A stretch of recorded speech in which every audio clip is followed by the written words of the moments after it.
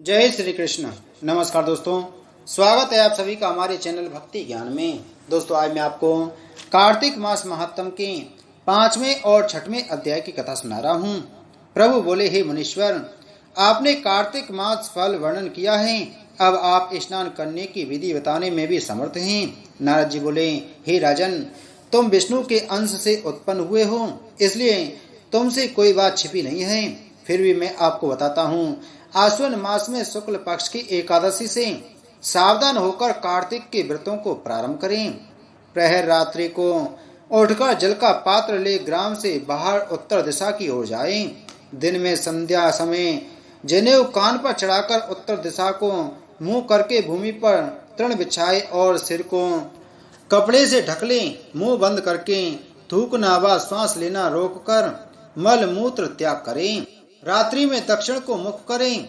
शिश्नेन्द्रिय को हाथ में पकड़ मिट्टी लगाकर धोबे तथा दुर्गंध व आलेप दूर करने वाले शौच करें।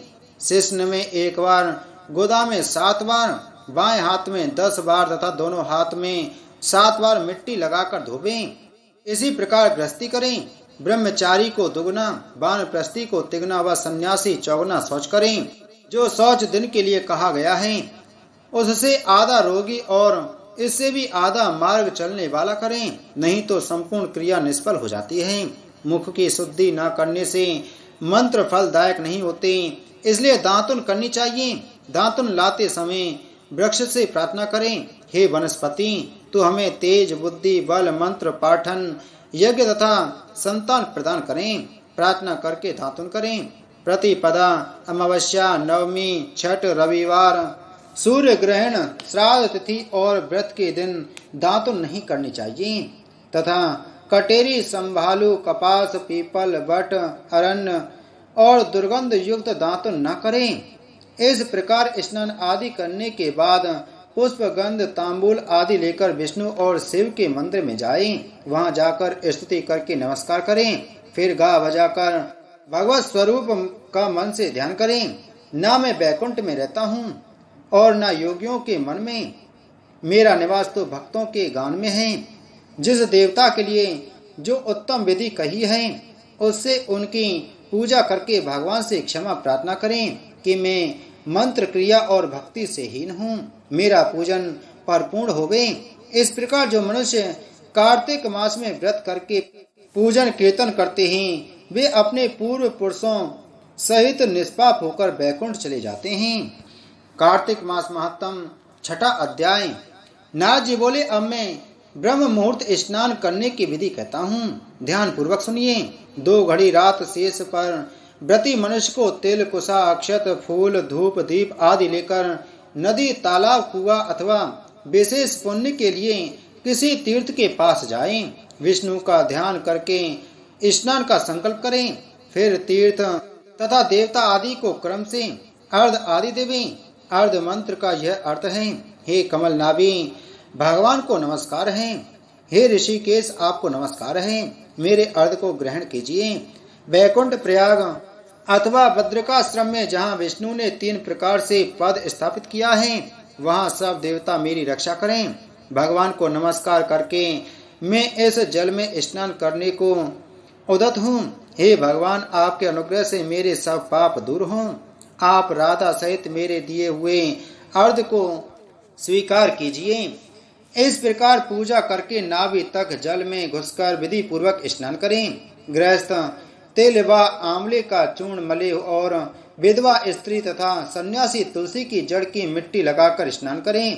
परंतु सप्तमी, अमावस्या, द्वितीया, दशमी और 13 को तिल व आंवला नहीं लगाना चाहिए। स्नान का मंत्र है, सभी पापों को नाश करने वाले विष्णु भगवान मुझे पवित्र करें। बीज, रहस्य, यज्ञ सहित सब वेद मंत्र, कश्यप मुनि और देवता मुझे पवित्र करें। इस प्रकार मंत्रों द्वारा स्नान करके पवित्री हाथ में लेकर देव, ऋषि, मनुष्य और पितरों का यथा विधि तर्पण करें। फिर जल से निकलकर पवित्र वस्त्र धारण करें। प्रातःकालीन कर्मों को समाप्त करें। भगवान की पूजा आदि करके एकाग्र चित्त से हरि प्रिया तुलसी जी की पूजा करें। परिक्रमा देकर प्रणाम करें। फिर स्थिर चित्त से हरि कथा सुने। ऐसे जो कोई भक्ति पूर्वक कार्तिक व्रत करते हैं वे संसारिक सुखों को भोगकर अंत में विष्णु लोक में जाता है। प्रभु बोले, हे मुनीश्वर, आपने कार्तिक मास फल वर्णन किया है, अब आप स्नान करने की विधि बताने में भी समर्थ हैं। नारद जी बोले, हे राजन, तुम विष्णु के अंश से उत्पन्न हुए हो, इसलिए तुमसे कोई बात छिपी नहीं है। फिर भी मैं आपको बताता हूँ, आश्विन मास में शुक्ल पक्ष की एकादशी से सावधान होकर कार्तिक के व्रतों को प्रारंभ करें। प्रहर रात्रि को उठकर जल का पात्र ले ग्राम से बाहर उत्तर दिशा की ओर जाएं। दिन में संध्या समय जनेऊ कान पर चढ़ाकर उत्तर दिशा को मुंह करके भूमि पर तृण बिछाए और सिर को कपड़े से ढक लें। मुंह बंद करके थूकना व श्वास लेना रोककर मल मूत्र त्याग करें। रात्रि में दक्षिण को मुख करें। शिश्नेन्द्रिय को हाथ में पकड़ मिट्टी लगाकर धोबे तथा दुर्गंध व आलेप दूर करने वाले शौच करें। शिश्न में 1 बार, गोदा में 7 बार, बाएं हाथ में 10 बार तथा दोनों हाथ में 7 बार मिट्टी लगाकर धोबें। इसी प्रकार गृहस्थी करें। ब्रह्मचारी को दुगना, वानप्रस्थी को तिगना व सन्यासी चौगुना शौच करें। जो शौच दिन के लिए कहा गया है उससे आधा रोगी और इससे भी आधा मार्ग चलने वाला करें, नहीं तो संपूर्ण क्रिया निष्फल हो जाती है। मुख की शुद्धि न करने से मंत्र फलदायक नहीं होते, इसलिए दातुन करनी चाहिए। दातुन लाते समय वृक्ष से प्रार्थना करें, हे वनस्पति, तू हमें तेज, बुद्धि, बल, मंत्र पाठन, यज्ञ तथा संतान प्रदान करें। प्रार्थना करके दातुन करें। प्रतिपदा, अमावस्या, नवमी, छठ, रविवार, सूर्य ग्रहण, श्राद्ध तिथि और व्रत के दिन दातुन नहीं करनी चाहिए तथा कटेरी, संभालू, कपास, पीपल, बट, अरण्य और दुर्गंध युक्त दातुन न करें। इस प्रकार स्नान आदि करने के बाद पुष्प, गंध, तांबूल आदि लेकर विष्णु और शिव के मंदिर में जाएं। वहां जाकर स्तुति करके नमस्कार करें। फिर गा बजाकर भगवत स्वरूप का मन से ध्यान करें। न मैं बैकुंठ में रहता हूँ और न योगियों के मन में, मेरा निवास तो भक्तों के गान में है। जिस देवता के लिए जो उत्तम विधि कही है उससे उनकी पूजा करके भगवान से क्षमा प्रार्थना करें कि मैं मंत्र, क्रिया और भक्ति से हीन हूँ, मेरा पूजन परिपूर्ण हो गए।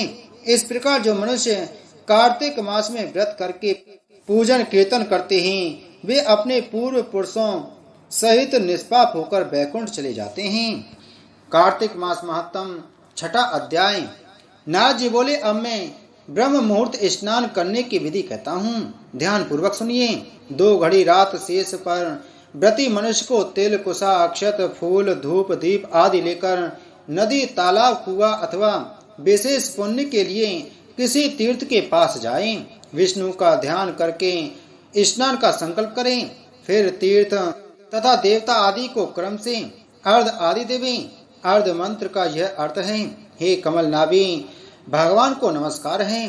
हे ऋषिकेश, आपको नमस्कार है, मेरे अर्ध को ग्रहण कीजिए। बैकुंठ, प्रयाग अथवा बद्रिकाश्रम में जहाँ विष्णु ने 3 प्रकार से पद स्थापित किया है वहाँ सब देवता मेरी रक्षा करें। भगवान को नमस्कार करके मैं इस जल में स्नान करने को उद्यत हूँ। हे भगवान, आपके अनुग्रह से मेरे सब पाप दूर हों। आप राधा सहित मेरे दिए हुए अर्घ को स्वीकार कीजिए। इस प्रकार पूजा करके नाभि तक जल में घुसकर विधि पूर्वक स्नान करें। गृहस्थ तिल व आंवले का चूर्ण मले और विधवा स्त्री तथा सन्यासी तुलसी की जड़ की मिट्टी लगाकर स्नान करें। परंतु सप्तमी, अमावस्या, द्वितीया, दशमी और 13 को तिल व आंवला नहीं लगाना चाहिए। स्नान का मंत्र है, सभी पापों को नाश करने वाले विष्णु भगवान मुझे पवित्र करें। बीज, रहस्य, यज्ञ सहित सब वेद मंत्र कश्यप मुनि और देवता मुझे पवित्र करें। इस प्रकार मंत्रों द्वारा स्नान करके पवित्री हाथ में लेकर देव, ऋषि, मनुष्य और पितरों का यथा विधि तर्पण करें। फिर जल से निकलकर पवित्र वस्त्र धारण करें। प्रातःकालीन कर्मों को समाप्त करें। भगवान की पूजा आदि करके एकाग्र चित्त से हरि प्रिया तुलसी जी की पूजा करें। परिक्रमा के देकर प्रणाम करें। फिर स्थिर चित्त से हरि कथा सुने। ऐसे जो कोई भक्ति पूर्वक कार्तिक व्रत करते हैं वे सांसारिक सुखों को भोगकर अंत में विष्णु लोक में जाता है। इति श्री कार्तिक मास महात्म षष्ठम अध्याय संपूर्ण। बोलो कार्तिक मास महात्म की जय। बोलो विष्णु भगवान की जय।